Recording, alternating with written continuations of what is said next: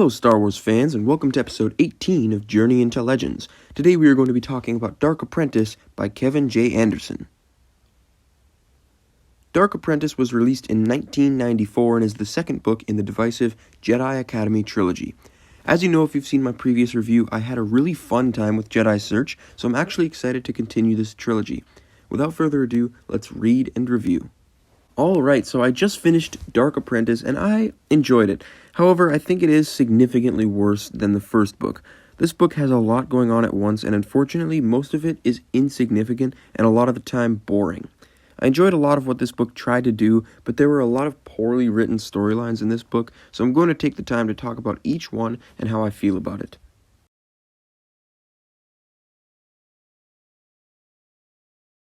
One of my complaints about the last book was that it hardly focused on Luke and his journey to build a new Jedi Order. This book actually resolves that concern of mine, and a large portion of this book is spent with Luke and his students on Yavin 4.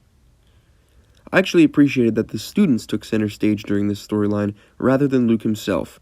We're introduced to a few new faces such as Dorsk 81 and Tion, who are welcome additions to the story, albeit their lack of importance to the plot. But the characters introduced in the last book get some really cool stuff to do in this book. Although Streen hasn't had his time to shine, both Gantoris and Kip Duran were heavily involved in the plot and had some major character changes throughout this book.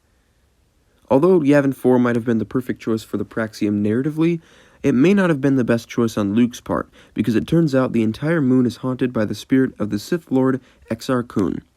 I absolutely love how this book ties into Tales of the Jedi with the inclusion of Exar Kun, as well as Vodo Siosk Bass's holocron, and some mentions of Eula Keldroma and Nomi Sunrider.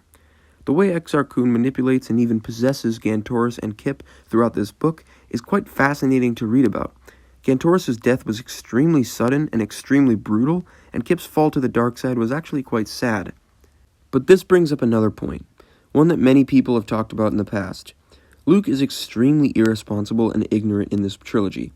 Exar Kun is able to turn his students to the dark side right under his nose, and he's hardly fazed when they show clear signs of being evil, such as when Gantoris actively tries to kill Luke in a duel. But most of all, Luke seems to hardly care when Gantoris, one of his students, ends up dead and reduced to ash.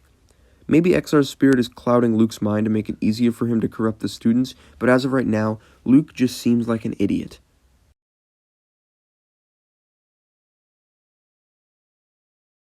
At the beginning of this book, Ackbar and Leia go on a diplomatic mission to the planet of Vortex, but before they can even reach the surface, a storm causes Ackbar to crash directly into a cathedral, killing over 300 natives.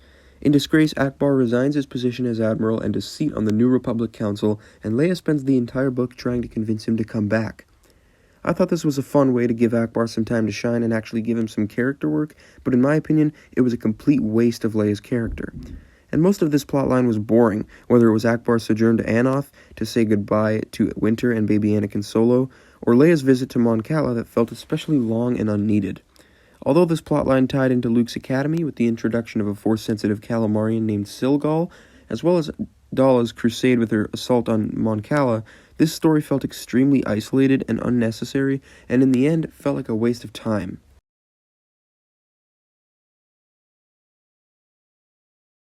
Ambassador Furgan from Kurita actually has quite a large hand in things during this book.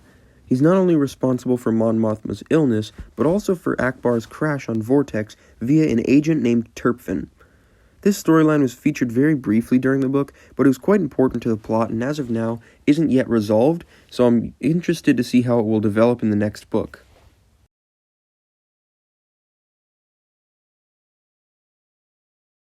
Aside from Exar Kun, the main villain of this trilogy is Imperial Admiral Daala. As this trilogy goes on, I find myself really disliking her character more and more. While Thrawn was intelligent, interesting, and actually successful in his campaign against the New Republic, we are only ever told how competent Daala is. At every turn, she's outsmarted, outmaneuvered, or outgunned and either has to flee or she loses yet another Star Destroyer. The only successful attacks she mounts, which are against a small supply ship, Dantooine and Mon Cala, amount to nothing but mindless damage and accomplish nothing in her fight against the New Republic. She has no true objective, no game plan, and her only goal is to cause as much damage as possible. Not only is this extremely incompetent of her, but it's also horrible writing. It feels like Kevin J. Anderson couldn't come up with a motive for Daala, so he just has her flying around, attacking things for the sake of it. It makes her entire storyline uninteresting, and as a character, makes her uninteresting. So we've touched on all the major storylines of this book, so let's dive into a few of the ones that added nothing to the plot while simultaneously took up way too much time.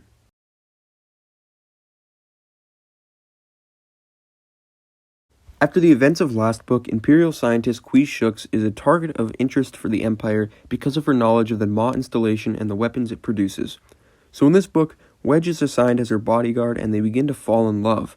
But it seems that Wedge is just too starstruck to be an effective bodyguard because he consistently brings Qwi into dangerous situations. It was framed as a witness protection sort of thing, but Wedge brings her to the crash site on Vortex and to Ithor instead of keeping her out of harm's way.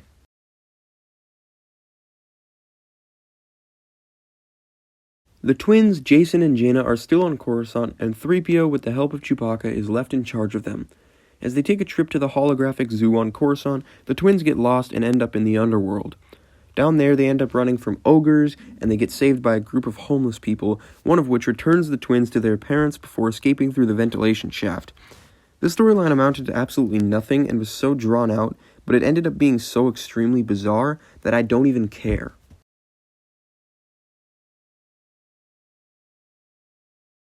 Kevin J. Anderson isn't the best Star Wars author out there, but he has something that no other author does. The ability to effortlessly make every single character in his book a complete moron. Luke is a bad teacher, Daala is a bad admiral, Wedge is a bad bodyguard, Threepio and Chewie are bad babysitters, and Han is a bad husband. After Ackbar crashes on Vortex, Leia is stuck on the planet, and instead of going to save her like he originally planned, Han instead decides to challenge Lando to a game of Sabacc with the Falcon on the line.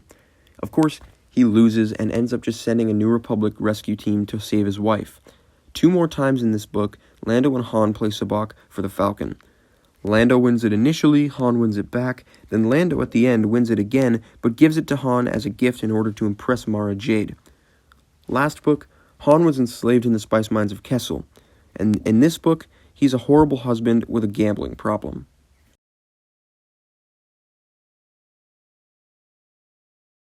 Overall, this book was fun to read, but it had so many problems. The characters are all idiots, and because of it, the plot suffers. There were too many plot lines, most of which were unnecessary, boring, and added nothing to the book, and even the major storylines are bogged down by dumb characters, stupidly overpowered superweapons, contrivances, and bad pacing.